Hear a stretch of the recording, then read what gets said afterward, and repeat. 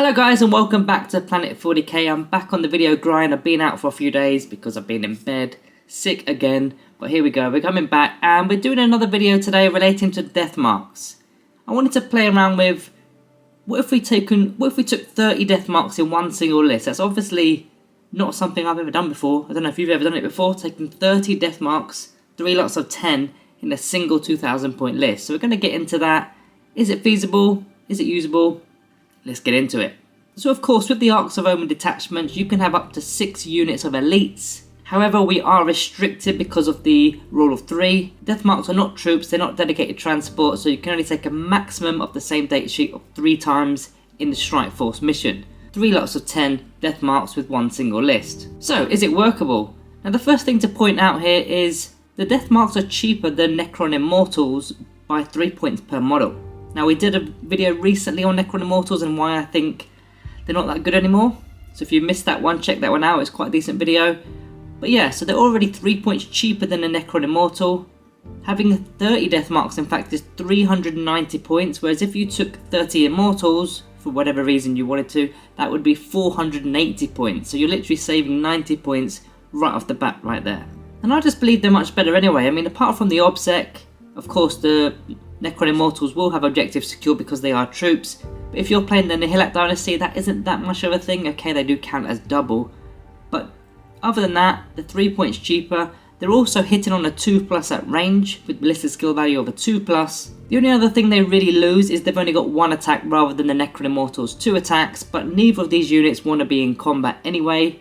If you're playing the Nobet Dynasty, you're not going to take any of these units, so I don't even want to go into the amount of attacks that these units have. Really, we're looking at the ballistic skill, which is a 2+. Now let's get into the actual weapon that the Deathmarks have. The Synaptic Disintegrators, which are 36-inch range. Heavy 1, so only 1 shot each, but strength 5, -2 AP, 1 damage. Very similar stats in fact to the Immortals Ghost Blasters, except they're rapid fire rather than the heavy 1. However, you do get some advantages with the Deathmarks. You can ignore the Lookout Sir ability, so that's the main reason for taking them in fact. You can ignore the Lookout Sir ability and you can actually target characters directly without having to take out their screen of the Lookout Sir ability. Also, unmodified wound rolls of a 6 will inflict 1 mortal wound in addition to the normal damage. So we're going to go over some of the maths and also explaining some of the ways that we're going to buff those maths in the process. So if you've got 30 Deathmarks within your list, you've got 30 shots, or 30 attacks, we've got it written down here as. If you're hitting on a 2+, you're expected to get on average 25 hits out of your 30 shots. On average, 5 of those shots will be rolls of a 1. Now we mentioned we're going to show you some buffs in the process of doing these maths, so one of the buffs you could use with your Deathmarks is taking a Necron Lord. Now you're selecting 1 friendly Dynasty core unit within 9 inches and they get into reroll hit rolls of a 1. Now this isn't going to work with all 3 of your Deathmark units because of course this only works with 1 single unit, but you could in theory take 3 Necron Lords and buff all 3 of the units. That's probably not going to happen, but I just want to show you what these can actually do. So instead of getting your 25 hits, the Necron Lords will in fact turn this into 29.1 or 29.2 hits on average. In fact, you can do this also with the Silent King, and this is an aura ability, so you don't need to take 3 Necron Lords, you can take 1 single Silent King, which you can only take 1 anyway. Because it's an aura, it could work on all 3 of your Deathmark units because they've got the core keyword and they're going to get to reroll all of their hit rolls. So again, that's going to give you an average of 29.2 hits out of the 30 shots there. Now let's reset the maths. Let's take away the Necron Lords, let's take away the Silent King for a moment. Let's just go back to the standard mathematics here. So 25 hits on average with a 2+ ballistic skill, no rerolls. Now you should be targeting characters. A lot of the characters that we're talking about here are toughness 4. I want to show you some toughness 4 examples. We've got Khan the Betrayer from the World Eaters Codex. You've also got Azrael from the Dark Angels Codex. If you're targeting these 2 models at range, you're going to be wounding on a 3+ because our strength is 5, their toughness is 4. So you're going to expect on average 16.67 wounds from your 3 units going up against one of these individual models. Now both of these models have got 2+ armor save and a 4+ invulnerable save, so I'm just going to use a 4+ inv on here. With that 4+ invulnerable save, you're expected to get 8.3 wounds to go through the armor save from your 30 Deathmarks there, which of course would remove either of these models. Azrael's got 7 wounds and Khan the Betrayer has got 6 wounds, so it's going to go through both of those models without any problems. In fact, we've not even spoke about how there's going to be mortal wounds on top of that with rolls of a 6 to wound. But we can also boost these figures before we get onto the mortal wounds. If you're using the Mefrit Dynasty, which you likely would be with Deathmarks, Not only do you get the extra 3-inch range, but if you're firing at half range, you're going to improve the AP by 1. Could be helpful. If they've not got an invuln save in particular, that's going to push them to a 5+ armor save perhaps. Also, Command Protocol of Vengeful Stars, you're going to get both of those active, especially if you're taking it all game. Rune rolls of a 6 will improve the AP by 1. So if you're at half range and you also roll a rune roll of a 6, you're actually putting them on a 6+ armor save. -2 AP for the weapon, 1 for half range, 1 for the rune roll of a 6. You literally put them on a 6+ armor save if they've not got an invuln save. Also, Directive 2, if you're firing at half range, they can't be using the benefits of cover.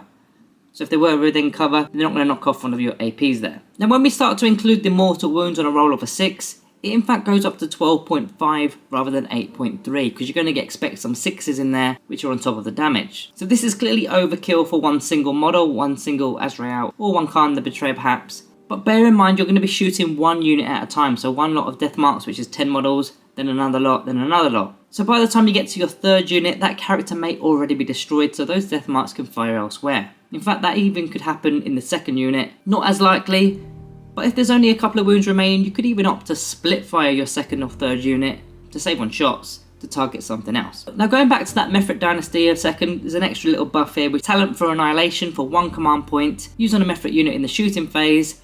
Any unmodified wound rollers over 6 inflict a mortal wound on top of the damage to a maximum of 3. Now bear in mind the Deathmarks already have that within their weapon, so this in fact will stack to 2 mortal wounds on a roll of a 6 rather than 1. And as you've seen from the previous maths there, it went from 8.3 to 12.5 just because of the mortal wounds. Now again, bear in mind this is only going to work on one single unit, this isn't going to work on all 3 of the Deathmark units. So it might in fact be a little bit less than that, but you're still going to massively overkill. But you've got that option. Just in case you didn't overkill, maybe you were short by 1 or 2 wounds, you could use that. So let's take it up a notch. What if you were going up against, for example, a Tau Commander Farsight? Now we already know you're going to get 30 attacks, average of 25 hits on ballistic skill value of a 2+. This time you're wounding on a 4+ because it's strength 5 versus toughness 5, so you're only expecting to get 12.5 wounds to go through there. Now these have a standard armor save of a 3+, so it's going to go on their 4+ invulnerable save again. So again, on average 6.25 to go through that save, 1 damage a pop.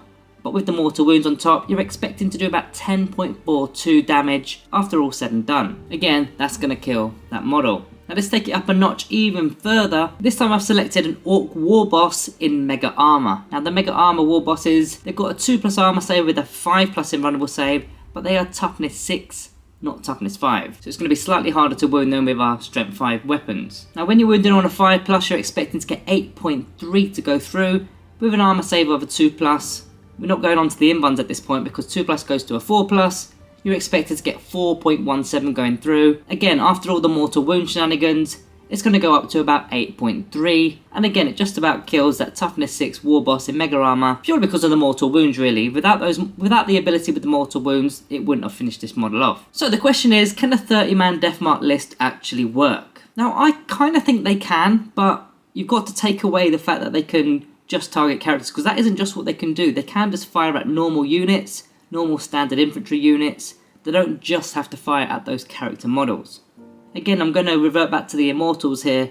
The Immortals were more expensive, they got less range, and they were firing at standard infantry units anyway. When you've got 30 strength 5 shots at -2 AP, 1 damage at a standard, say, Orc Boy unit, that's still going to do bits. I mean, they've also got the option of deep striking or the intercept stratagem on top of that, so they're useful for scoring your secondaries, engaging on fronts behind enemy lines, getting onto primary objectives that are further up the battlefield if you wanted to use them in that way. I mean, probably if you're going up that far up the battlefield, you're probably better off using flayed ones. But yeah, they've got multiple other uses other than just going after characters. But if we were to talk about just character killing alone, they're still going to do pretty well. They're going to remove a couple of characters, maybe even per turn. Maybe if it's one of the more resilient models, like that Farsight, maybe you are just removing 1 from your 30 Deathmarks. But in some factions, the character buffs are absolutely key to their game, to their playstyle. So eliminating that linchpin of their army could be absolutely crucial. And again, I'll say it, once the characters are being removed, they're still useful. The Deathmarks have still got a good use. They're still going to be removing other models. And in fact, there's other secondaries that we haven't really spoken about because they're also infantry models. So you can be doing Raise the Banners, you could be doing RBD, which is Retrieve Battlefield Data, or just holding our own backlines, holding our own deployment zone, the way we used to use Immortals before we kind of didn't need to use Immortals anymore. So you can use them in that sense for a much cheaper method than actually taking those Necron Immortals. Now, would I rather take other units over 390 points of Deathmarks? Perhaps, but you could kind of say that about any unit really. I mean, would I want more Locust Heavy Destroyers in the list? Yeah, of course I would. Would I want more Necron Warriors in the list? Maybe, yeah. But you can kind of say that about any unit really. But if you're going shooting, you're going with the Mefrit Dynasty, I don't think it's the worst thing you could do. And especially now that Necron Immortals are very much in the bin at the moment, I think, yeah, Deathmarks, I think they're okay. So guys, a quick video for you today, just from my return to health really. So got back on the grind, and we're going to get some more videos done as well.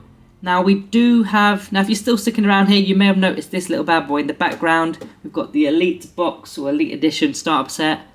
There will be a giveaway at some point, and that will be what the giveaway item is, so stay tuned for that. But other than that, all that's left to say is thank you all for watching. I'll see you in the next one.